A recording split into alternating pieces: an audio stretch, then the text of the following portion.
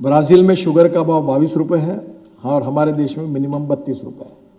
ये साल ब्राज़ील में ड्रॉट था, हमारी शुगर एक्सपोर्ट हो गई, हमको अच्छा हुआ। पर इस देश में पूरी वेस्टर्न यूपी, बिहार, कुछ प्रमाण में कर्नाटक, महाराष्ट्र, इसकी rural agriculture economy 186 parliamentary constituency है जिसमें गन्ना उत्पादक किसान है।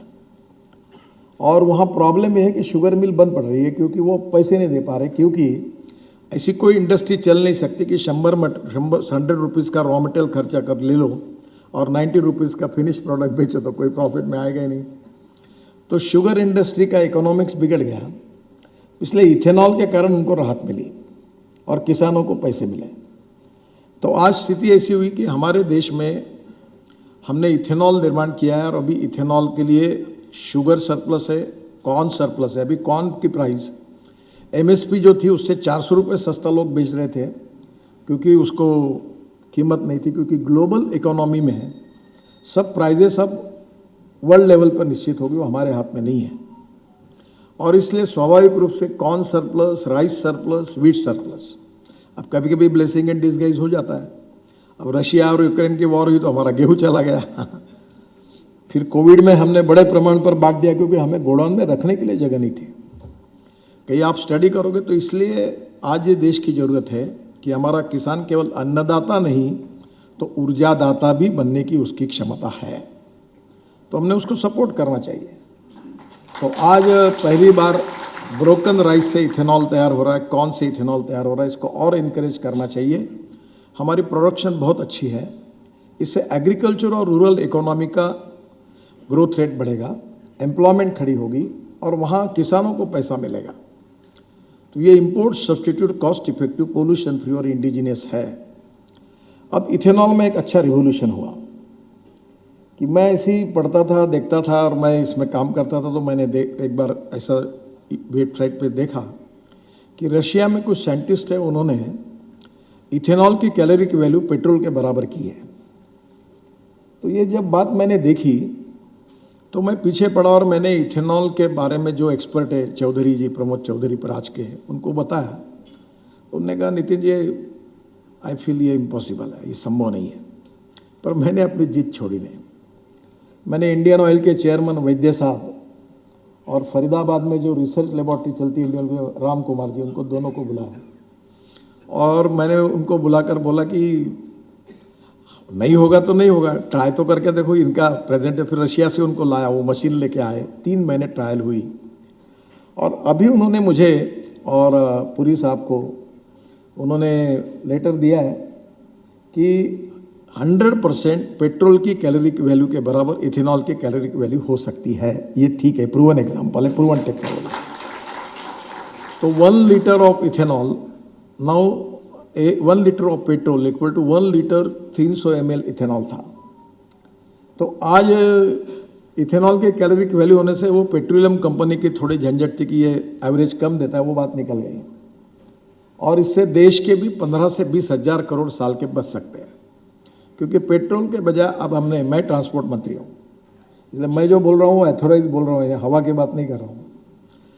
तो अमेरिका में, कनाडा में और ब्राज़ील में फ्लेक्स इंजन है। फ्लेक्स इंजन का मतलब ये है कि 100% इथेनॉल और 100% पेट्रोल। आपको मालूम होगा टोयोटो की एक गाड़ी थी कैमरी, वो गाड़ी 100% पेट्रोल डालने के बाद वही पेट्रोल 40% बिजली तैयार करता था, उस पर चलती थी। अब टोयोटो, हुंडई, बाद में सभी कंपनियों का मैं ही मंत्री हूँ ऑटोमोबाइल का, तो मेरे पास आते तो मैंने कहा आप भी फ्लेक्स इंजन लाओ और अब वो ला रहे, 4 लोगों ने एक्सेप्ट किया, अगले महीने में आ रहे मॉडल्स। और टीवीएस और बजाज और हीरो, इनकी भी स्कूटर और बाइक आई है, वो पेट्रोल के बजाय 100% बायो इथेनॉल पर चल सकती है। अगर ठीक प्रयास किया तो 5 साल के अंदर ऑटोमोबाइल में पेट्रोल का यूज 0% पे आ सकता है, जो पोल्यूशन एकदम कम करेगा। और उसमें अब कैलोरिक वैल्यू का भी कोई प्रॉब्लम नहीं है। टीवीएस की स्कूटर, बजाज की स्कूटर और हीरो की मैंने लॉन्च की थी। प्रॉब्लम ये होता है कि आउट ऑफ बॉक्स बातों को लोगों को समझाना बहुत कठिन होता है और सरकार में तो असंभव होता है। क्योंकि सरकार में लाइन खींची है, उसी पे चलने की शायद आदेश है क्या क्या मालूम नहीं, वो चलते हैं। अब मैं तो मंत्री हूँ, तो मैं तो सरकारी नौकर नहीं हूँ, तो मैं बोलता कि भाई थिंक ऑन इट, अगर ये होने वाला है तो ट्राई करके देखो। तो अभी पहली बात तो ऐसे कि इथेनॉल की इकोनॉमी आने वाले समय में पेट्रोल का अल्टरनेटिव बन सकती है।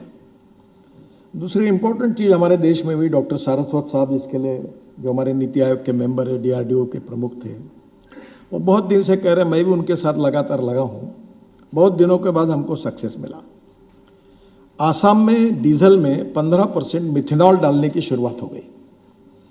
मिथेनॉल इज फ्रॉम कोल, और मिथेनॉल में जो लो क्वालिटी का कोल है उससे मिथेनॉल भी बनता है, DME बनता है जो 20% LPG में ऐड किया जा सकता है, अमोनियम नाइट्रेट बनता है जो आपको माइनिंग में लगता है, वो हम इम्पोर्ट कर रहे हैं। वही मैं शर्मा साहब को कहूँगा कि आप ईरान में कहीं देख रहे कि कोई पेट्रोलियम प्रोडक्ट अपने को मिलता है क्या, कहीं रशिया में काम कर रहे हैं, तो हमारे देश में इतनी कोल माइन पड़ी हुई है, आप 10-20 लेके आप मिथेनॉल, DME, अमोनियम नाइट्रेट, एक 350 पेट्रोलियम प्रोडक्ट। आप अभी आपको पता होगा बंगाल में रानीपुर में शायद वो CBA में कोल मेड मिथेन, उससे CNG तैयार हो रहा है। तो हम लोग ये पूरे ONGC की पूरी ताकत दुनिया से गैस लाने के लिए जो चल रही है, अच्छी बात है, जरूरी भी है, पर देश में जो तैयार हो सकता है उसके ऊपर भी उतना ही प्रयास किया जाएगा, तो भारत आत्मनिर्भर भारत बनेगा और हमारी इकोनॉमी स्ट्रांग बनेगी। तो आज कोल से मिथेनॉल में भी आसाम में शुरुआत हो गई है 15% डीजल में डालने के लिए। मिथेनॉल और इथेनॉल दोनों से पोल्यूशन बहुत कम हो जाएगा। इथेनॉल तो ग्रीन फ्यूल है, और इसलिए आने वाले समय में हमारे देश की इकोनॉमी को भी मजबूत करना है और इकोलॉजी एंड इन्वायरमेंट को भी प्रोटेक्ट करना है। तो इसके साथ साथ जो तीसरी इम्पोर्टेंट बात है, जिसका मैं विशेष रूप से शर्मा साहब को ये बात के लिए रिक्वेस्ट करूंगा कि इंडियन ऑयल ने पानीपत में एक प्रोजेक्ट अब शुरू किया है। वो ऐसा है कि ये परली राइस स्ट्रॉ, जो आप दिल्ली में सबसे बड़े चिंतित है, परली जलाने के बाद पोल्यूशन होता है, किसान जलाते क्योंकि उसका कोई उपयोग नहीं है। अब उन्होंने, इंडियन ऑयल ने एक प्रोजेक्ट डाला है पानीपत में, शायद शुरू होगा, वो 1 lakh litre ethanol per day और 150 टन बिटुमिन पर डे ये परली से बना रहे हैं। और उन्होंने एक आसाम में डाला है, वो बाम्बू से बायो इथेनॉल बना रहे हैं, that is 2nd generation ethanol. तो हमारे देश में अभी यही पंजाब और हरियाणा में भी, और वहाँ मैं भी ये प्रयोग करते रहता हूँ, अभी 5 टन ऑफ परली is giving 1 ton of bio LNG और बायो CNG। और मैंने अपना खुद का ट्रैक्टर कन्वर्ट किया है CNG पर। अब मेरा सुझाव ये है कि इतना गैस इकोनॉमी की तरफ हमको जाना है, और LNG is the fuel for the future, CNG LNG पे कन्वर्ट होना। और अभी इतना इंडिया से हमको इतना नहीं मिल पाएगा, इसलिए इंपोर्ट करना ही पड़ेगा। पर अब परली से अगर बायो CNG तैयार होकर अगर एक 300-400 प्रोजेक्ट यूपी, पंजाब और हरियाणा में लग जाएंगे, तो शायद जो गैस आपको लग रहा है वो काफ़ी प्रमाण में, एक तो परली जलेगी भी नहीं और गैस भी मिलेगा। प्रूवन टेक्नोलॉजी है। एक बात इंपॉर्टेंट है कि proven technology, economic viability, availability of raw material and 100% marketability, चारों बातों में जब एक होगा तो ही सक्सेस स्टोरी बनेगी। और इसलिए परली टू बायो CNG और बायो LNG बिल्कुल संभव है। और ये देश में हमने आत्मनिर्भर भारत बनने के लिए प्रयास करने चाहिए, जिससे हमारे पोल्यूशन के प्रॉब्लम सॉल्व होंगे। इसके बाद जो इम्पोर्टेंट है, जिसमें हम एनर्जी इंपोर्ट हमारा बचा सकते हैं, वो है ग्रीन हाइड्रोजन। अभी स्वाभाविक रूप से पेट्रोलियम मिनिस्ट्री ने भी प्रयास किया है, पर वो ब्राउन हाइड्रोजन तैयार कर रहे हैं। जो पेट्रोलियम से तैयार होता है वो ब्राउन, जो कोयले से तैयार होता है वो ब्लैक, और जो इकोलॉजी एंड इन्वायरमेंट का हमको चाहिए पानी से, कचरे से, ऑर्गेनिक वेस्ट से, वो ग्रीन। हमारी प्रायोरिटी ग्रीन हाइड्रोजन है।